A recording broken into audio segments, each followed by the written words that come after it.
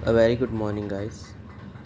आज हम फिजिक्स के कुछ एमसीक्यू क्वेश्चंस करेंगे। First question is which lens is use to correct hypermetropia defect of human eye. बोलते हैं कि कौन सा लेंस हम यूज़ करते हैं टू करेक्ट हाइपरमेट्रोपिया डिफेक्ट जो होता है ह्यूमन आई का। हाइपरमेट्रोपिया में क्या होता है, इसको हम लॉन्ग साइटेडनेस भी कहते हैं।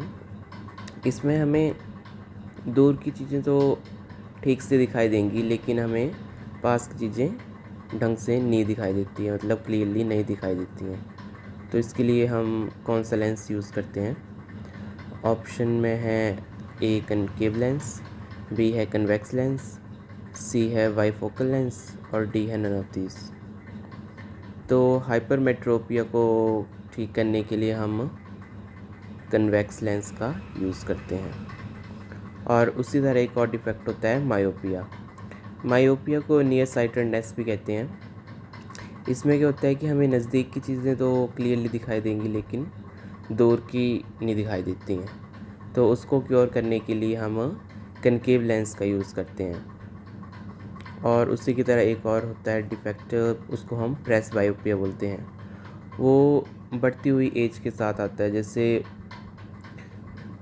एज बढ़ती जाएगी तो प्रेस बायोपिया हो जाता है, मतलब काफ़ी लोगों को।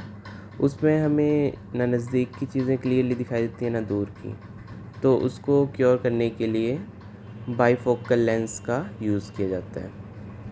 आई होप आपको ये तीनों चीज़ें समझ आ गई होंगी। नेक्स्ट क्वेश्चन है what is the least distance of distinct vision of a normal I of an adult. तो बोलते हैं कि जो नॉर्मल आई होती है एक ह्यूमन अडल्ट की, तो उसका लीस्ट डिस्टेंस कितना है डिस्टिंक्ट विज़न का, मतलब कितने डिस्टेंस पे उसको क्लियरली दिखाई देगा।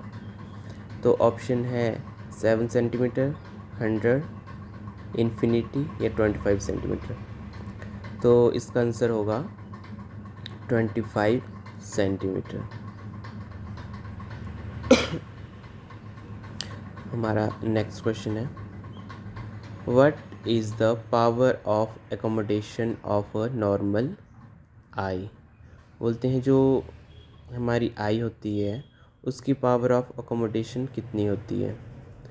तो ऑप्शन ए है 0, बी है 1 डायोप्टर, सी है 4 डायोप्टर और डी है 2 डायोप्टर।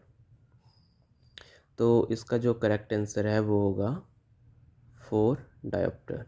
जो हमारी आई होती है उसकी पावर ऑफ अकोमोडेशन जो 4 डायोप्टर के इक्वल होती है। इसके बाद नेक्स्ट क्वेश्चन है for which light angle of deviation is minimum. बोलते हैं किस लाइट के लिए जो वो एंगल ऑफ डेविएशन जो वो मिनिमम होगा। तो इसमें ऑप्शन है violet colour, red light, green light या येलो कलर।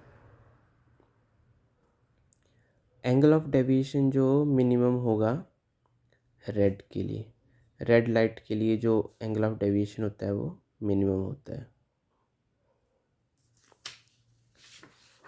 इसी तरह हमारा नेक्स्ट क्वेश्चन है बोलते हैं 1 angstrom unit is equals to.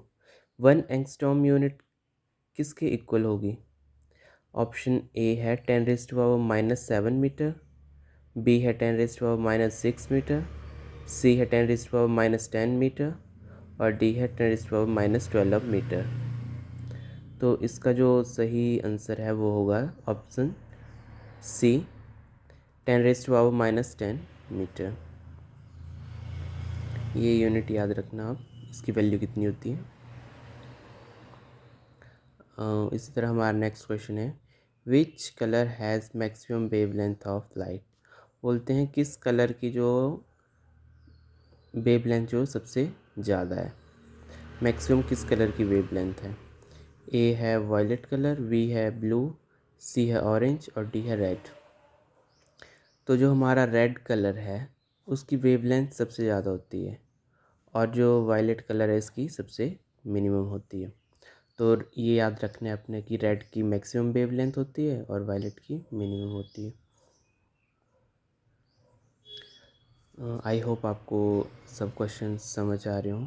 अगर आपको वीडियो अच्छी लग रही है तो वीडियो को लाइक करें, शेयर करें और मेरे चैनल को सब्सक्राइब करें फॉर मोर वीडियोस। अब हमारा लास्ट क्वेश्चन है, rainbow is formed due to. बोलते हैं जो आप रेनबो देखते हैं तो वो कैसे फॉर्म होता है, उसके लिए कौन कौन से फेनोमेना रिस्पॉन्सिबल होते हैं उसकी फॉर्मेशन के लिए। तो हमारे पास ऑप्शन दिए गए हैं। ए है रिफ्रैक्शन ऑफ लाइट, बी है डिस्पर्जन ऑफ लाइट, सी है इंटरनल रिफ्लेक्शन ऑफ लाइट और डी है ऑल ऑफ दीज। तो जो हमारे पास रेनबो फॉर्म होता है उसकी फॉर्मेशन में ये तीनों फेनोमेना रिस्पॉन्सिबल होते हैं। वहाँ पे रिफ्रैक्शन ऑफ लाइट भी होती है, डिस्पर्सन ऑफ लाइट भी होती है और इंटरनल रिफ्लेक्शन ऑफ लाइट भी होती है। तो इसका सही आंसर होगा all of these. So I hope आपको सब क्वेश्चन अच्छे से समझ आए हों। And that's all for today. Thank you so much.